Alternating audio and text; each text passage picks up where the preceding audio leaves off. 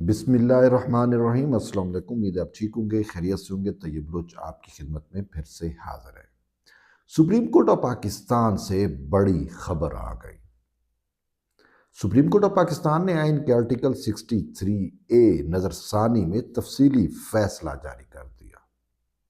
تفصیلی فیصلے میں سب سے اہم چیز وہ یہ ہے کہ سپریم کورٹ آف پاکستان نے اس وقت کے یعنی تحریک انصاف کے دور میں جو کچھ ہوا، خاص کر جو آئین شکنی ہوئی، آج پھر اس متعلق ذکر کیا ہے۔ اور اس وقت کے صدر عارف علوی، اس وقت کے وزیر اعظم عمران خان اور اس وقت کے ڈپٹی اسپیکر قاسم سوری پر کو آئین شکنی کا مرتکب قرار دے دیا ہے۔ اور یہ جو فیصلہ ہے یہ اب 5 رکنی بینچ کا فیصلہ ہے۔ یوں آپ سمجھیں کہ آئین کے آرٹیکل 6 کا اب براہ راست ان پر اطلاق ہو گیا ہے۔ اگرچہ کارروائی تو پارلیمان نے کرنی ہے، حکومت نے کرنی ہے۔ اب حکومت کرتی ہے نہیں کرتی، آلریڈی جو ہے وہ یہ حکومت کے ڈیسیجنز ہیں، لیکن ہم تو بڑے عرصے سے کہہ رہے تھے۔ اور اس حوالے سے سپریم کورٹ کے ایک جج جسٹس مظہر عالم نے اس وقت جو از خود نوٹس لیا گیا تھا، اگر آپ کو یاد ہو کہ جب ڈپٹی اسپیکر قاسم سوری نے طریق عدم اعتماد کے برخلاف وہ جو ایک کانسٹیٹیوشنل کمانڈ تھی وہ اس نے پوری نہیں کی، ووٹنگ کراتا وہ اس نے کرائی نہیں ہے، لیکن اس نے جو ہے وہ ایک اپنے طور کے اوپر اس وقت کوئی قرارداد تھی اس کے اوپر رولنگ دے کے سائفر والا میٹر ڈال کے اور تمام پارلیمان میں بیٹھے ہوئے ممبران اراکین قومی اسمبلی کو غدار قرار دیتے ہوئے کہا کہ جی یہ امریکہ اس کے پیچھے ہے اور یہ ہے وہ ہے، اور طریق عدم اعتماد کی جو کانسٹیٹیوشنل کمانڈ تھی اس کو اس نے سائیڈ پہ پھینکا، اور سائیڈ پہ پھینک کے جو ہے اس نے ان کو غدار قرار دے دیا اور پوری جو طریق عدم اعتماد کا پروسیس تھا اس کو ڈیریل کرنے کی کوشش کی، اور پھر یک لخت فی الفور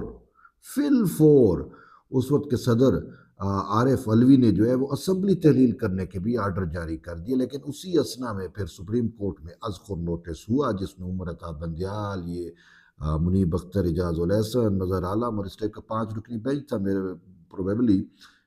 تو انہوں نے جو ہے وہ اس کا نوٹس لیا اور پھر اس میں جو ہے وہ طریق عدم اعتماد کا پروسیس جہاں سے ختم ہوا تھا وہیں سے شروع کرنے کی جو ہے حکم دیا، اور پھر میٹر یہاں تک ہوا کہ اس میں جو ہے وہ مظہر عالم نے جو ہے وہ واضح طور کے اوپر کہہ دیا تھا کہ یہ آئین شکنی کی گئی ہے، آئین توڑا گیا ہے، اور صدر اور اس کے ساتھ ساتھ وزیر اعظم عمران خان اس وقت کے اور ڈپٹی اسپیکر کے خلاف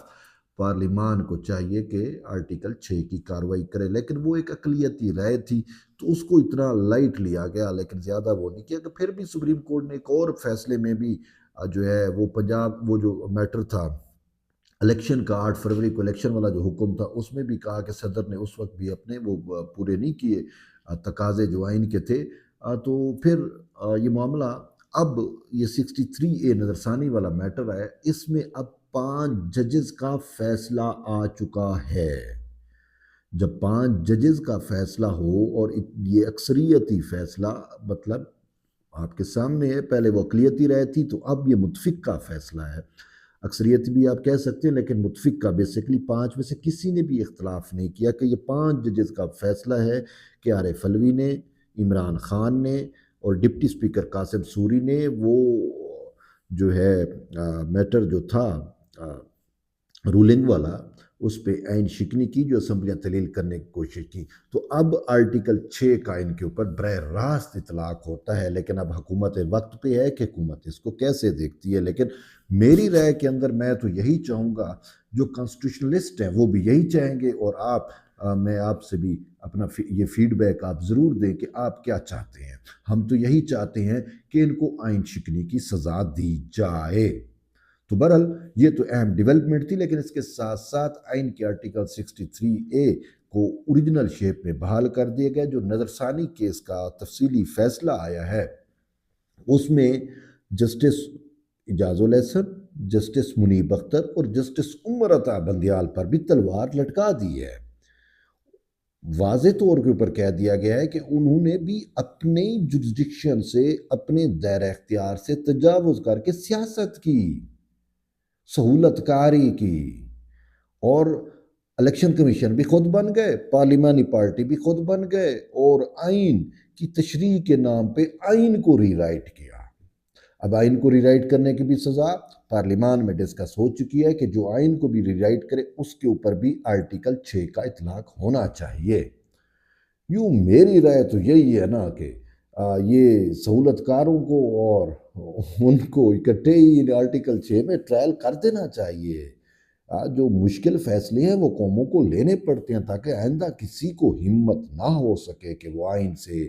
کھلواڑ کر سکے۔ اگر دیکھیں بات یہ ہے مشرف کو کر سکتے ہو تو ان کے اوپر آرٹیکل 6 کیوں نہیں ہے؟ یہ فیصلہ ہے، مشکل ہے، جیسا بھی آپ کو لینا پڑے گا۔ اور اگر ایک جج کو بھی آرٹیکل 6 میں ڈال دینا، خدا کی قسم یہ جو آئین کو ری رائٹ کرتی ہیں سیدھے ہو جائیں گے۔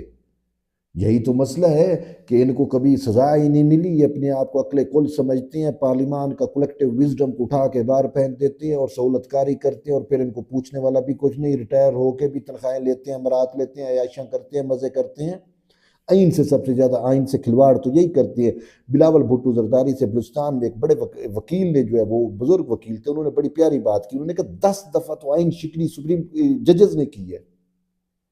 سپریم کورٹ کے ججز تھے۔ تو بلاول نے کہا کہ واقعی، انہوں نے کہا تو پھر آپ نے سزا کیوں نہیں دی؟ انہوں نے کہا آرٹیکل 6 کا تو ہے سزا۔ انہوں نے کہا بھئی آرٹیکل 6 ہے تو ان کو ٹانگنا چاہیے، آرٹیکل 6 میں ان کو لٹکانا چاہیے، ان کو عبرت کا نشان بنانا چاہیے۔ تو بہرحال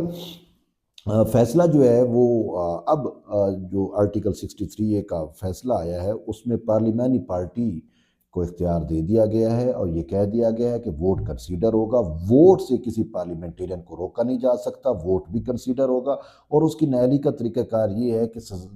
اگر پارلیمانی پارٹی کا ہیڈ چاہے تو اس کے خلاف کارروائی ہو سکتی ہے، نہ چاہے تو کوئی کارروائی نہیں ہوگی، اور پارلیمانی پارٹی پہلے اس کو شوکاز نوٹس دے گا، وہ اس کا جواب دے گا، اس کے بعد اگر وہ مطمئن نہیں ہوتا تو پھر وہ اسپیکر کو بھیجے گا، اور اسپیکر کی جانب سے پھر الیکشن کمیشن کو بھیجا جائے گا، الیکشن کمیشن 30 دن میں اس کی کارروائی کرنے کا پابند ہوگا۔ پھر سپریم کورٹ میں بھی ان کو اختیار دے دیا گیا ہے کہ وہ سپریم کورٹ میں بھی اپیل کر سکتے ہیں۔ لیکن جو منیب اختر نے آئین کو ری رائٹ کر کے 63A کا فیصلہ دیا، اس میں تو انہوں نے یہ سارے اختیارات اپنے پاس رکھ لیے، اور وہ ممبران پر میں کیا کہوں، آج یہی سپریم کورٹ کے فیصلے میں کہا گیا ہے کہ بھئی آئین اور قانون کے حوالے دینے کی بجائے الٹا جو ہے وہ اخلاقیات پہ بھاشن دینے لگ گئے، اور کہا کہ یہ کینسر، بدی، یہ برائی، یہ پتہ نہیں کیا کچھ بڑی کلاس لی ہے سپریم کورٹ کے اس تفصیلی فیصلے میں ان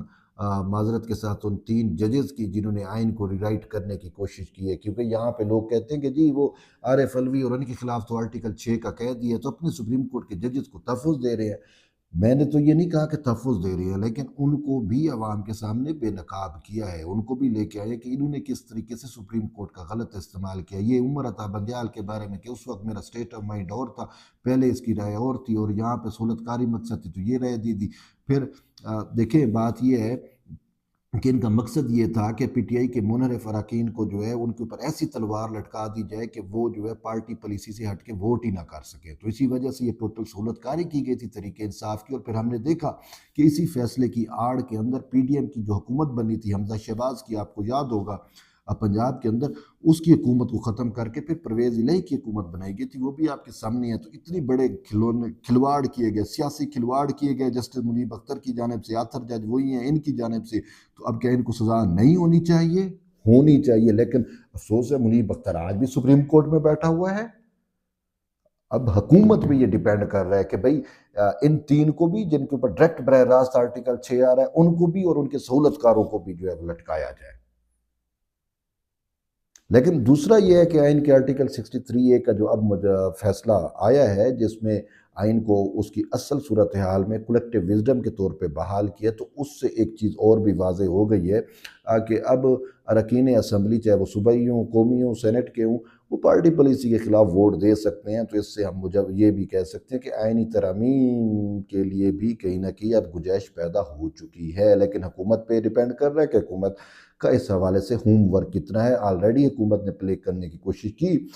تو حکومت کی اس اٹیمپٹ کو ناکام کر دیا سپریم کورٹ کے 8 ججز کے اس 4 صفحاتی وضاحتی آرڈر نے۔ اب دیکھتے ہیں کہ حکومت کس طریقے سے ہے. دیکھیں جب ہم پولیٹیکل قومی منظر نامے پہ دیکھ رہے ہیں، بلاول بھٹو زرداری، نواز شریف کی ملاقاتیں، یہ سارا کچھ یہ ہمیں نوید دے رہی ہیں کہ بہت اچھا ہونے والا ہے اور ان ججز کو لگام ڈلنے والی ہے. بہرحال کرنا تو حکومت نے ہے. آپ اور میں کیا کر سکتے ہیں؟ یہی ہے کہ ولاگ کر سکتے ہیں، ہم شعور دے سکتے ہیں، ہم حکومت کو بتا سکتے ہیں. تو بہرحال دیکھتے ہیں. ابھی جڑے رہیے طیب بلوچ کے ساتھ، ابھی بڑی مزے کی چیزیں آنے لگی ہیں. تو انشاءاللہ یہ جو آخری عدالتی محاذ ہے، اس پہ جیت جو ہے وہ حق گوؤں کی ہوگی، ہماری ہوگی، کانسٹیٹیوشنلسٹوں کی ہوگی. آپ ایٹ دی اینڈ یہی ہے کہ جڑے رہیے طیب بلوچ کے ساتھ. مل لیں گے ایک نئی ویڈیو میں، تب تک کے لیے اجازت دیں. اللہ حافظ.